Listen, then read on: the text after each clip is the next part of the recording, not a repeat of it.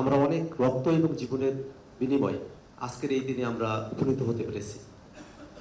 বাংলাদেশে যাতে আর কখনো ফেসিবাদ ফিরে না আসে, বাংলাদেশ যেন জবাবদিহিতাপূর্ণভাবে গণতান্ত্রিক পন্থায় অগ্রসর হতে পারে, সেই বিষয়গুলো বিবেচনায় নিয়ে আমরা দীর্ঘ সময় ধরে ঐক্যমত্য কমিশনে রাজনৈতিক দলগুলো এক অভূতপূর্ব পদ্ধতিতে সুন্দর সৌহার্দ্যপূর্ণ পরিবেশের মধ্য দিয়ে, আলোচনার মধ্য দিয়ে জুলাই সনদ প্রণয়নের দিকে আমরা অগ্রসর হয়েছি।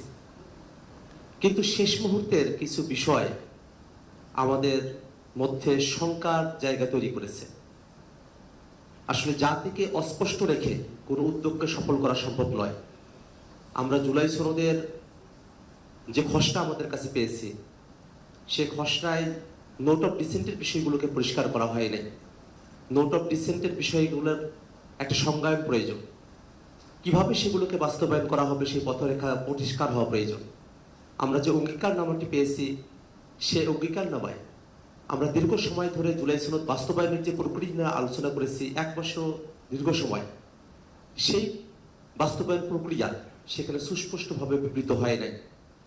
আমরা একটি আদেশের মধ্য দিয়ে বাস্তবায়নের কথা বলেছি। সাংবিধানিক আদেশ নামকরণ হলে সেক্ষেত্রে অনেক আপত্তির জায়গা ছিল।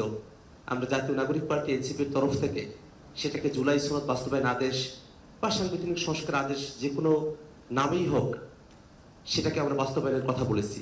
এবং আমরা মনে করি এই আদেশ মাননীয় প্রধান উপদেষ্টা ডক্টর মোহাম্মদ ইউনূস, তিনি সরকারের প্রধান হিসেবে সে আদেশ জারি করবেন এবং সেটা জনগণ অভ্যুত্থানের মধ্য দিয়ে যে অভিপ্রায় ব্যক্ত করেছে, সেই অভিপ্রায়কে সুসংহত করতেই সেটা হেড অফ দ্য স্টেট নয়, হেড অফ দ্য গভর্নমেন্ট হিসেবে মাননীয় প্রধান উপদেষ্টা সেটাকে বাস্তবায়ন করবেন, আদেশ জারি করবেন, এই আশাবাদ আমরা ব্যক্ত করছি।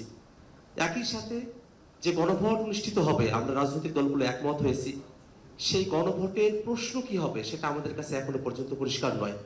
গণভোটের বিষয়ে যে প্রশ্ন, দিনক্ষণ, সেই বিষয়গুলো আমাদের কাছে পরিষ্কার হওয়া প্রয়োজন, জাতির কাছে পরিষ্কার হওয়া প্রয়োজন। একই সাথে আমরা সংবিধানের এতগুলো মৌলিক বিষয় পরিবর্তনের কথা আমরা বলেছি, সেটাকে শুধুমাত্র সংশোধনের মধ্য দিয়ে যে টেকসই করা সম্ভব নয়, সে ব্যাপারে রাজনৈতিক দলগুলো একমত।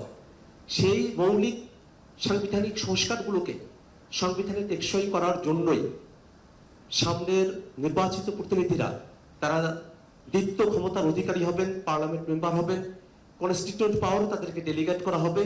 সেই বিষয়টা আমাদের কাছে পরিষ্কার হওয়া প্রয়োজন।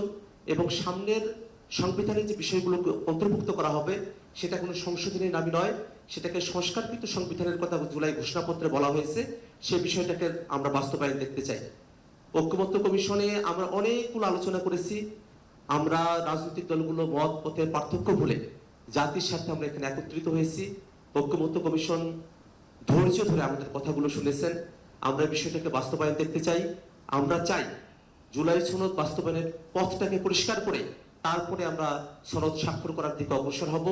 জাতির কাছে সবগুলো বিষয়কে পরিষ্কার করে তারপরে জুলাই সনদ স্বাক্ষরিত হলে তবেই সেটা বাংলাদেশে কার্যকরভাবে বাস্তবায়ন করা সম্ভব এবং জাতির প্রত্যাশাকে পূরণ করা সম্ভব। ধন্যবাদ সকলকে।